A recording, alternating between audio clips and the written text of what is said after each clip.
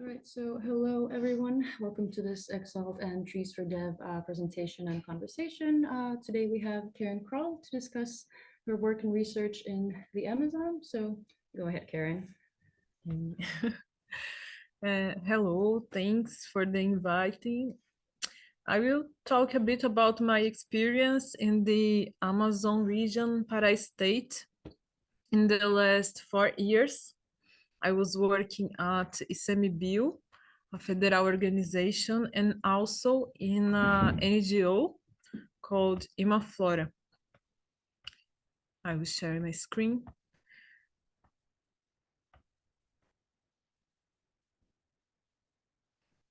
So my focus, everyone can hear me? It's Yes. okay? Okay. So my focus, my work is more like a extensionist.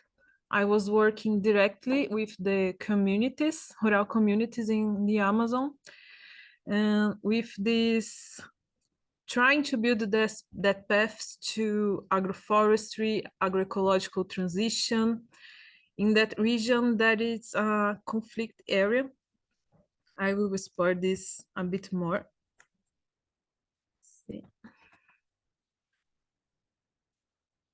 So just to we equalize our understanding, in this experience, I'm talking about regenerative agriculture.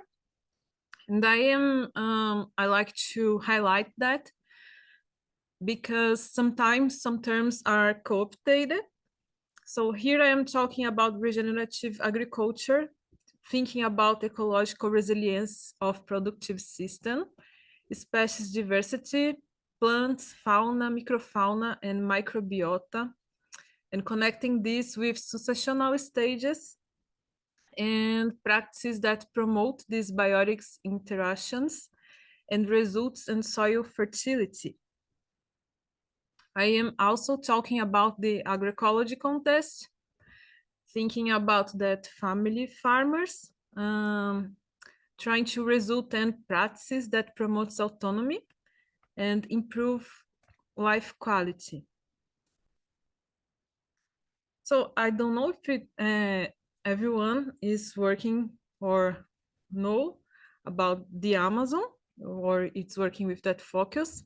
But here we have Brazil and Amazon are in that great area composed by 9 states.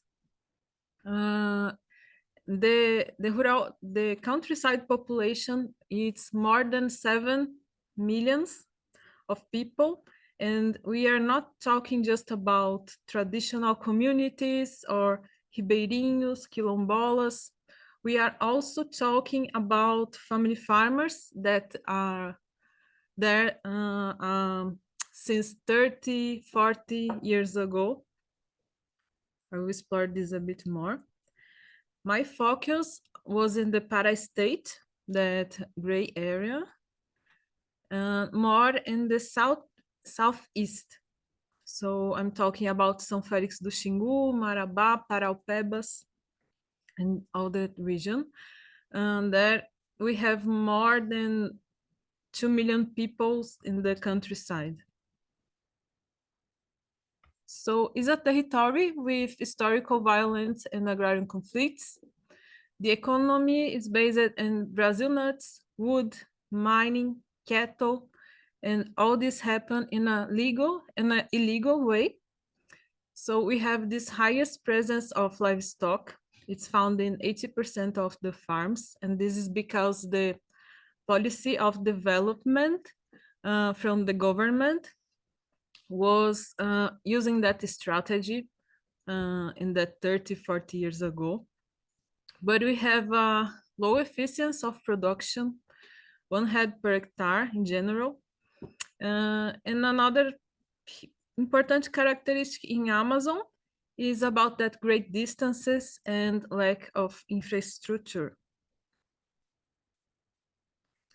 So I will start talking a bit about this project. The first project I acted when I became there from this federal organization, ICMBio. The name is Agricultura de Conservação Agriculture of conservation. This ICMBio means Chico Mendes Institute for Biodiversity Conservation. This name is in honor of the Chico Mendes, murdered in 88 for protect forests and the people. And unfortunately, this is not an isolated case. We have many people with the same history there. And the main role of that organization is to manage that conservation unities to protect biodiversity, mostly forestry areas. So here is the region is composed by 6 protected areas. And the size is something like 1 million of hectares. And I was working with these communities represented by these head dots around the area. Just for you see, here is these unities, these protected areas.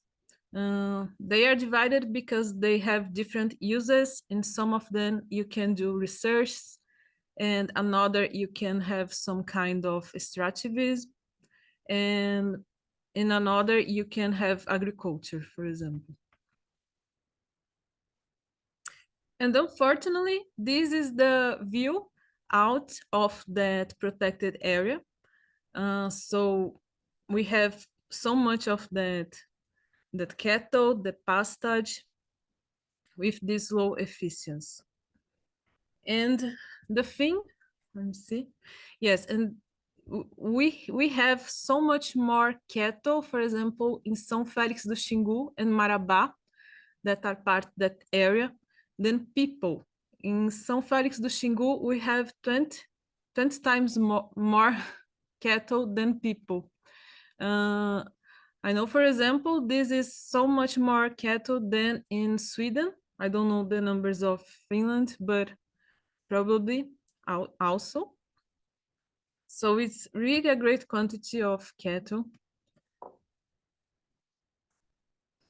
And we have some complexity about that characteristic because we have this dynamic of deforestation in Amazon, where unfortunately these family farms are integrated in that process. So the deforestation happens first with they put in the cattle, and in that region sometimes they start to do illegal mining. Some another organization comes there, and or they sell the land, or they do some agreement, or the soil came to the area to occupy that area, and the family goes to another place, and all these dynamics continue. But the thing is that they don't have so much options structured there to choose. So the goal of that project was create these connections in the landscape, and I am thinking about the genetic flow connecting that islands, so you create some permeability in the landscape, but also thinking in building these solutions for that small farmers, these family farmers in that place. So it's built on a strategy connected to agroecological transition and agroforestry and these alternatives. But the thing, it's I am from São Paulo, and São Paulo is one of the biggest cities of the world. And all that reflections about coloniality that we did in the event in the last week at Wiki Campus, we do that also there in Brazil. So it's not possible me come there and just give a solution. So the path that I follow was talk to these families and try to understand their perspective about the potentials, the challenges. So I did these participatory methodologies. Here was the SWOT analysis to hear to them what we could build together. And also, I used a generate question. What is a good agroforestry and what benefits it can bring? When we think about family farming, it's just possible to think in this with a systemic perspective, because it's not just about productivity. It's not just productivity that can structure this path. And this appears in that answers of them. So for example, they called shadow was a good thing in that system, because in Amazon, the sun is so strong and it's so difficult to deal in the normal days with the sun, but also pure air. And sometimes they answer a place to be together with the family, building knowledge, or receiving birds close to my home, or maybe bring more rain for here. That is with the deforestation, they can perceive is more dry. So all that perspective came from that generated question. And this is, for example, a system that I found there. This is an agroforestry. It seems very green, but the truth is that here we have cocoa, banana, and acai. And we are in a more dry area in Amazon than in the other parts. And for example, acai, it's from the around river.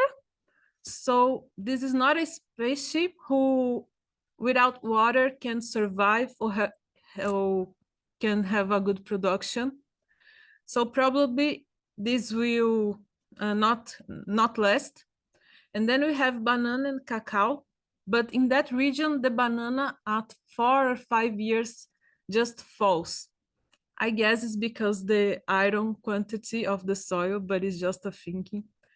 But the important is just the cocoa would last here, and then we would have a monoculture. And this is totally what we don't want connected to the family farming. We want more we want biodiverse systems that can promote autonomy. And with that, I am thinking about organic matter, cover the soil, thinking about cyclage of nutrients, diversity for they not depend just for one product. They have a diversity to commercialize and to have food for their families. And to do this, we need to think about the demand of light of these species, and also in successional stages of these plants. And it's needed to consider also workforce to do a system that not demands so much attention, because they are still dealing with the cattle. So this was the result. And the new thing here that the people in the organization were not seeing is that the social organization, the commercialization, and the income for them was the most important than planting in a first stage more trees. So it was needed to work with this. And I am saying this because we have many financial coming to Brazil, thinking about to answer these climate change issues, about the carbon carbon capture, but we have another stages to attend before planting trees. So we need to have some projects to deal with these social organizations and form these cooperatives, associations, and training management, engagement, communication, transparency, gender equity, and assess financing public policies. And also all the other things connected to generate more income and results in a commercialization that generates stability for them. Also in that that activities appears they want more knowledge, varied training, also about agroecological transition. For example, many of them use herbicides, but they have allergies and bad health because of that. They know it's because of that. But for example, they don't have money to pay someone to deal with the area. So use the herbicide is more cheap. But many don't have machines, for example. This was one of the things that project could bring to them to deal with this. Some machines to deal with the cortar grama. Grass. Cut grass. Sorry, my English, I'm improving it. And also we needed to think about water efficient, this work efficiency, and the cultivation vigor, how to do this agroecological transition using some alternative products. And also another topic that appeared like very important was about the youth, because they are migrating to the cities trying to have a better life quality. After this conversation with these farmers, these families, we did some actions to build that synergy with stakeholders, some different actors in the region that are working in the same area. So together we can do so much more things and have so much more impact. So this is really important. So we did some actions in that directions. And after that, we started to work in some trainings. The first was about social organization. That, guys, is from a cooperative more established in São Félix do Xingu, with their focus in cacao. So they was telling about his experience and from his group. And in the end of the day, this was in different communities. And in the end of the day, they are divided in groups to think in the another steps. So with this, trying to put them with like protagonists, to engage them, to build that kind of solutions. Also, we did some partnerships to bring that trainings about agroecological transition, nutrient cyclage. And we did some support materials like booklets, some YouTube playlists. This is the booklet. And one of the things that I really like it is this strategy to measure the development of the project based in their answers about what is important for them.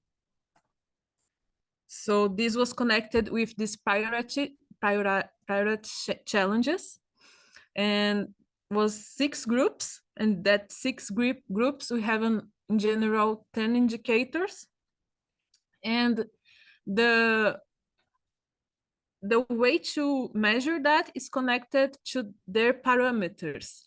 For example, for them, soil fertility is connected to presence of worms, of a dark color, of a right kind of texture in the soil, so they can measure this with these technicals from the project annually. So the first is connected with these natural resources, because this is strictly connected with their maintenance.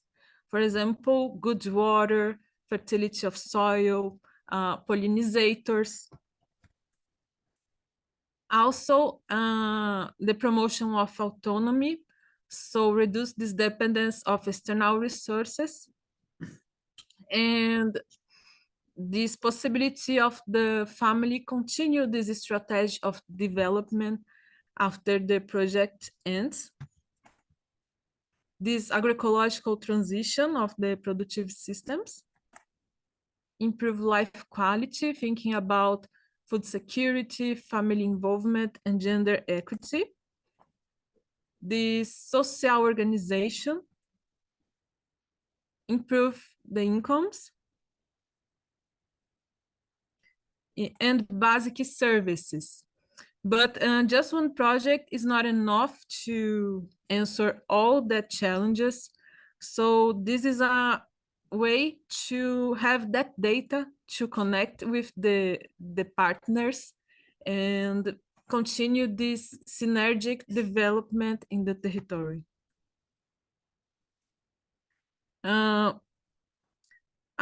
To finish, I will bring another experience about my last year connected to this NGO Imaflora.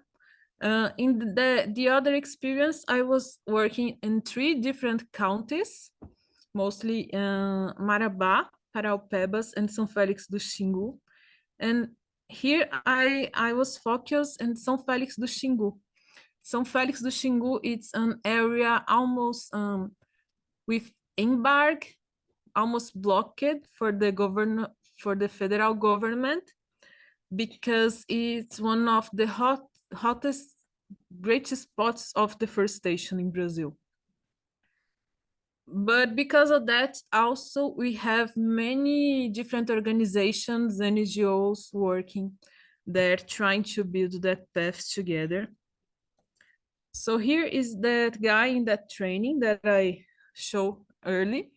They are working with the cacao, but also with the Brazil nuts, with this I always forgot the name, but this leaf that is collected in the forest to pharmaceutical and cosmetic use is jaborandi. So they are, for being established, they are creating another value chains to include and bring this diversity and these possibilities for these farmers. And also we are working with this Women Fruit Pulp Producers Association, AMPPF, mainly composed by women. And this is really nice because in the productive systems, we can have a great diversity, different fruits, because they can add the value and commercialize this. But the thing is, here they are just commercializing from these government programs. And this is great for a case, but if we think for a development strategy for a territory, maybe we will need to think in more medium or long value chains, thinking about to go to another states in Brazil or to export. So just some pictures to illustrate. Here is the pulp. This is for juice or some sweeties. And these have more value than the cacao, for example. So it's really a nice strategy. This is the fruits, the diversity of fruits they are working. And here I was explaining to the system that we will implant there. And just some pictures. This is the team in some support activities, and there's always good food in that activities. And we try to bring all the family to participate together. So to finish, some things that I think there is really important, it's about we think about create these inclusive, sustainable development paths, not only in successful cases, but national and international strategies, trying to think about that synergies to promote social development and answer the global issues like climate change. So if you think about the carbon sinks, the family farming answer that so much more than if we are thinking about green soil or sustainable soil or all another these conventional commodities. So it's different. The answer, if we think about these family farmings, is different. So it's important to think about to promote that other value chains, both from technical and market creation. I would like to see many of that fruits, for example, here. Cupuaçu, you need to try, it's so good. This is a possibility for them to produce in biodiverse systems. And it's important we think about the productive systems connected to this regenerative agriculture and to conserve that natural resources, water, pollinators, soil fertility. This that if unfortunately, if we think about these huge commodities, it cannot, it's not it's not possible to connect it to have that results that we have in the family farming. And yes, thinking about the networks and these synergic solutions. So this was my experience. Thank you.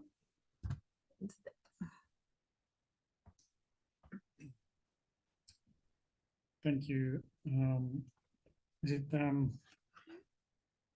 shall I speak? Yes, go ahead. Okay.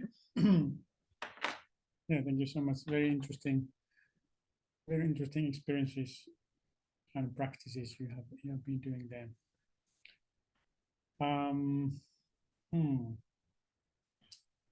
Where do I start? It was nice to have those photos and kind of first you have had those masks there, and it's like fortunately we don't need them anymore. It's quite a drastic issues have been going on.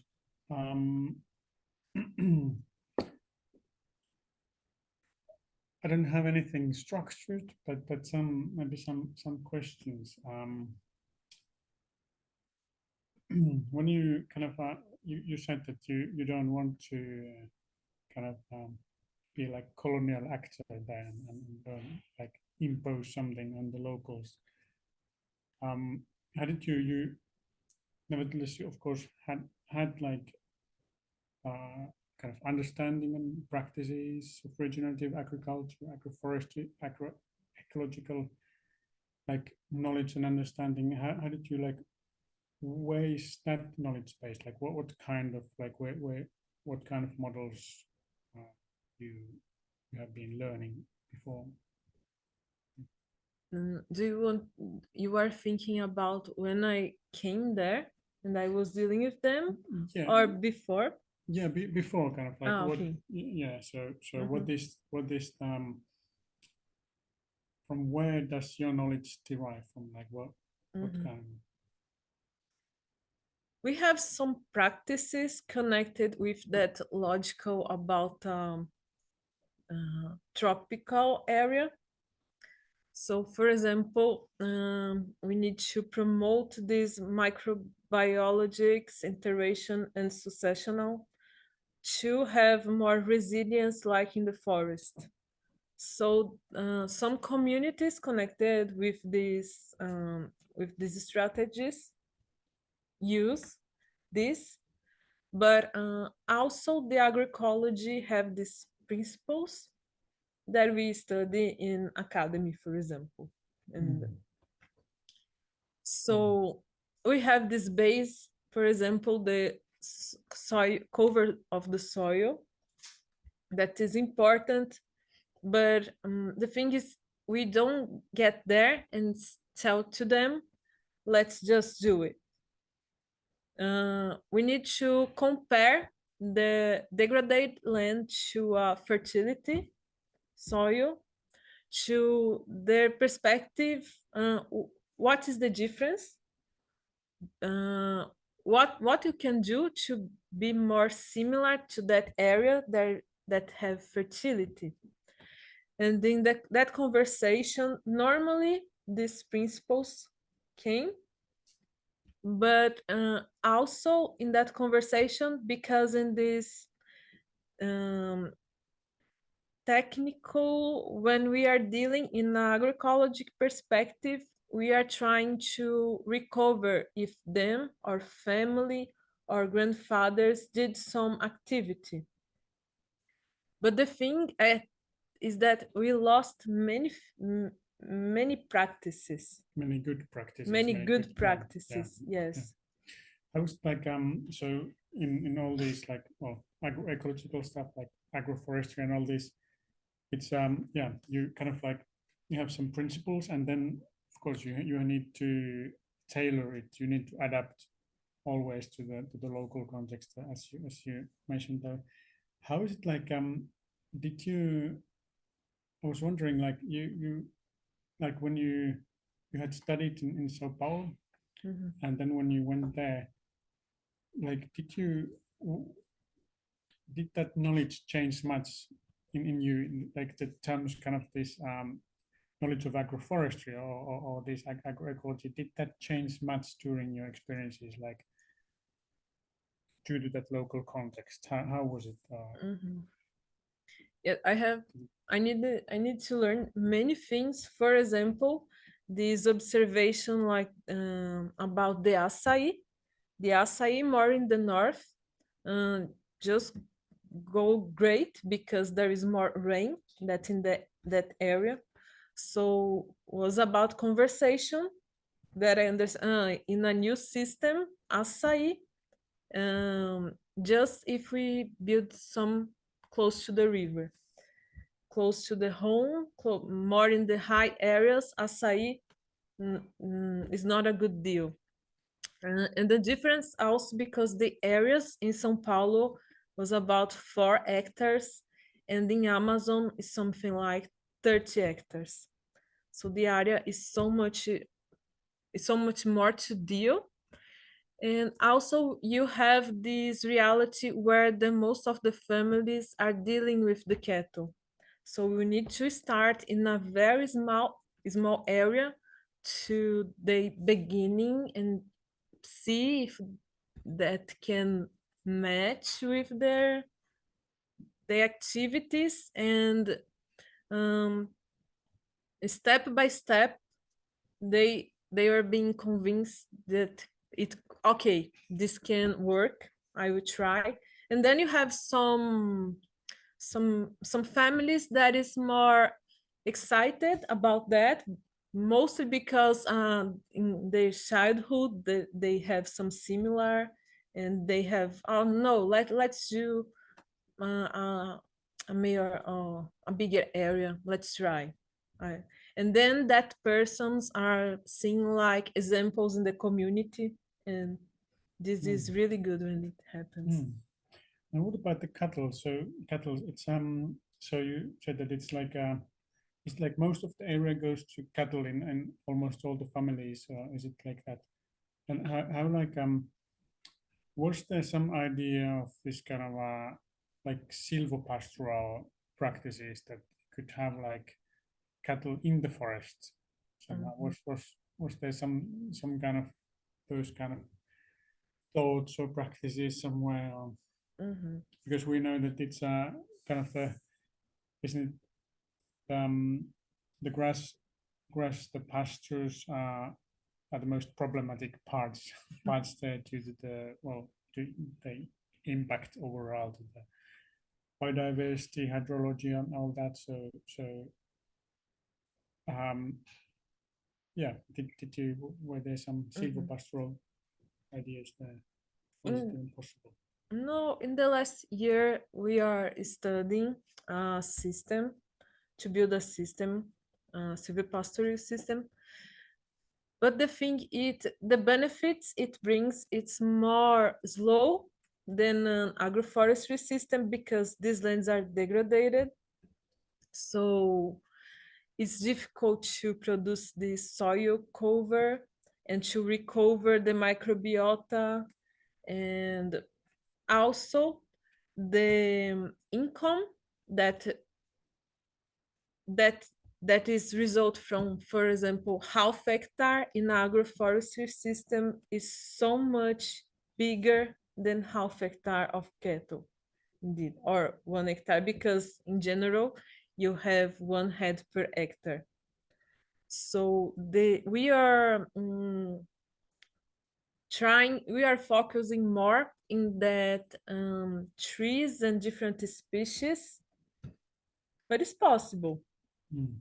But we were studying the right system for that area yet. Yeah, but if it's more profitable to have like agroforestry, so were the people wanting to get rid of their cattle, or were there cases that they abandoned, they changed, they transformed their whole pastures into agroforestry?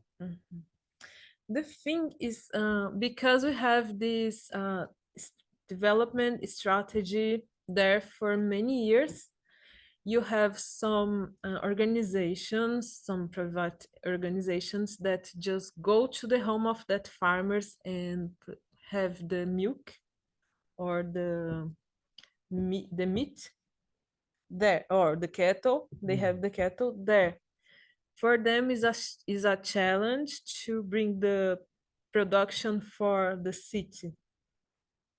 So you have a more structured system happening, but this is not enough. They are people in vulnerability. They don't have good quality of life, and they are seeing the rain, this rain dynamics is slowly, the more dry times. So they are concerned and trying to find that another alternatives. Yeah. How much you talked about the autonomy, like mentioned it many times, autonomy of producers, and so yeah, I obviously think that's a good thing. But how do you what is the kind of the main thing of the autonomy? Is it autonomy of external inputs, or what kind of stuff is the most problematic dependency that there is today? The thing with this work, it's one important thing that I was doing, that I was trying to do. It's engage them to think about these alternatives and to build that perspective. I guess one of the steps to build autonomy, it's they see themselves like protagonists in their building. But also, yes, we are talking about less external inputs in the production, and the agroecology have some ways to build that. How is it like there was quite strong agroecology, or support for agroecology during the PT era, the first PT era. Is it the Workers' Party? So And how did it change much during the kind of the far right time, first the Temer and then Bolsonaro governments? Of course, you weren't there at the time of transition, but did they talk much about the changes that the government changed, that the drastic changes in the government did? Yes, this is really complex because we have a structure connected with this deforestation dynamics that involves the perspective. For example, this agribusiness, this agro have a strong market in Brazil.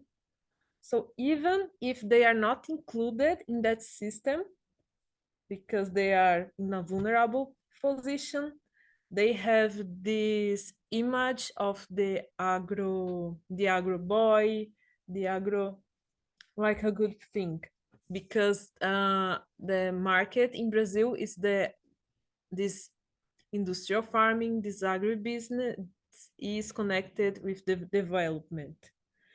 So it's really a deep answer. So this is a challenge. Try to, okay, maybe we have another path to follow and also be a good things. And also you can be integrated to society if you follow that. And another difficult thing is because in the Amazon region, you have this lack of the institutionality and support for the families. And you have the church doing that role in some aspects. And we have this complexity with these powers of the church in politics, and they are spread by that countryside, spread that kind of narrative connected with this agribusiness. So many times I went to the field and this family farmers was with the Bolsonaro's shirts. Did you talk politics there with them a lot? Or?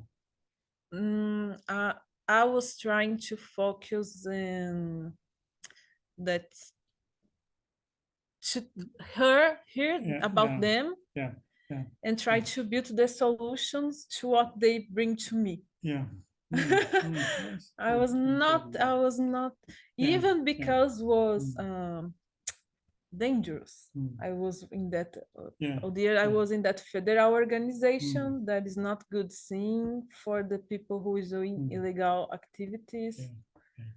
So perhaps two things yet, like we know that there's lots of illegalities, like lots of land grabbing, illegal land grabbing and all that. Like is it like those are like protected areas, but is there, so that's not the problem there, or is it still like are there some how is it are there like those agribusinesses you mentioned that, but is it present at those areas, those? Yes, are present also. There we have that context of these family farmers and rural settlements.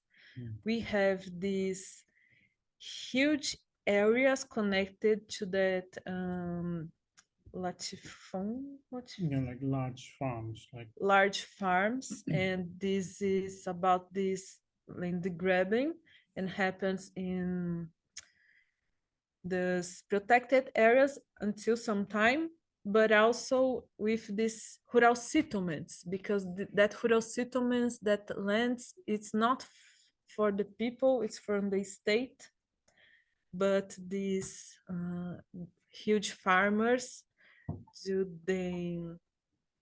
manner, in an illegal manner, just but they grab in their area, and they are connected also with some political in these regions, because in their regions don't have so much institutional presence. So sometimes that family farmers are working for that persons, for that big farmers, but sometimes they are doing the illegal logging of the wood, or involved with mining, or illegal mining, because they don't have options, because the cattle is not enough. Yeah. Mm. How is it with the time? Like, is it There's 8 minutes left. is it all left for me, or are there If you have questions like anything else, if there's any questions in the chat, we can read them out loud here because we can't hear the echo back. But if anybody wants to post in the chat, I'll let you know Yeah. if there's questions. If you still have anything else. I have like one last, like if you think about like these strategies, you're talking about strategies of developing this. So what do you see as would be the most important this kind of state level policies to like a strategic stuff? What would you do if you would decide, if you were in the government there? What kind of policies you would create in order to diffuse these good practices? Is needed to consider this complexity, because I was in that federal organization and they created this project because command and control was not enough. So they needed to create that path to integrate the people in a development strategy. So if maybe I was in São Paulo, I could answer agrarian reform. It's really important. Yes. But there I don't have institutional support to do that now. So I think create these paths of development who include them, like these strategies of social bioeconomy, or short commercialization, short, medium, long commercialization, that programs like the PAA and PENAI that government buys from these family farmers and send to hospitals, schools, the production. This really change and bring alternative for them. Yeah, really. But genuine land reform has been, well, it was already planned and decided then in the 80s, but somehow it didn't come up for some reason. Yeah, thanks. Are there some questions from there? There are no questions at the chat just now, so if you still have something. Okay, yeah. So you said that these public procurement programs, they are important, and did you see, would there be much space to grow them? How is it like, do the typical family farmers, like, how much do they sell through these programs? I cannot, Impression. I don't have the But the that answer. impression that is it like because that's something that was drastically reduced during the Temer and Bolsonaro government. So maybe they have got back a little bit now, but yes, I don't remember the numbers with the communities that I was working, but I don't have afraid to say that this just change their lives in some communities and in some counties. For example, I was in a community in the northeast of Brazil, another region, and a farmer told to me, now I can go to the city without feel prejudice, because my clothes are not damaged, and the people don't know that I am a poor person. So they were talking about dignity. This Yeah. program brings that. Yeah. And also makes the money enter in some counties that didn't have another option. It can grow so much, but it's important don't be dependent exclusively Yeah. that, because it's dangerous, because you Yeah. have this changing in politics. That's true. Do you see that kind of these cooperative form of organizing would then kind of solve some of that problem? Cooperatives that would then have more muscles to sell to further markets. Yes, they have, because they can organize this scale logistics if they are not in that programs, but if they are in that programs, they can negotiate the prices of the commercialization with the government. If they are alone, they don't have that power. Yeah. Mhm. Yeah.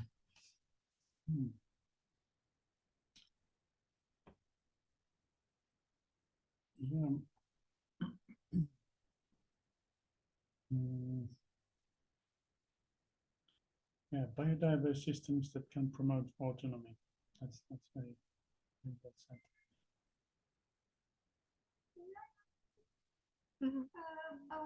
Thank you so much for the very interesting presentation.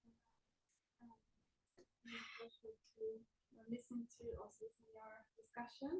I'm interested in communities and how they feel about because there are different perspectives to the future and to the alternatives as well. So I remember when I was in India, so in a cooperative where they've been farming for a long time, so they were losing their youth. So they were going to big cities and they were interested in gaining different type of education, and they were dreaming of totally different kind of life choices and careers than their parents who started those collectives and done this. So did anything like this there with the younger generation? Yes, because many of that conflicts and that difficulties, they are going away to the cities, but they are not having a good life quality there also. And then many come back, and there is an opportunity to build with them. They know how to have more formal education than the parents. There is some rural countryside schools connected to them. So it's good because we have this opportunity to build some organizations, you have that programs with focus in them. And it's really important to add value to the production and have workforce specialized, so they are potential, the families see that, but to articulate this, sometimes it's needed some support. One thing actually more.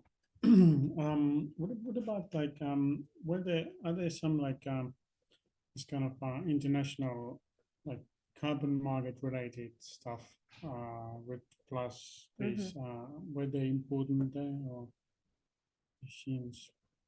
The Ready Plus is really specific, but we are receiving financing from some programs connected with agroforestry, for example. But they are not connected with development, because this is just a detail. Carbon, many in the field don't know what this is about. Is not a certainty, the return, the financial return. So I see these great possibilities to build these value chains, sustainability, biodiverse value chains connected with that. But this is not being discussed. These synergies is needed to be talking about. And for example, in that event in the last week, I was, for example, thinking about the indicators about biodiversity in some works, in some papers. They are connected directly to ecological dynamics, but biodiversity is so connected with some livelihoods. Why we don't have social indicators connected with biodiversity?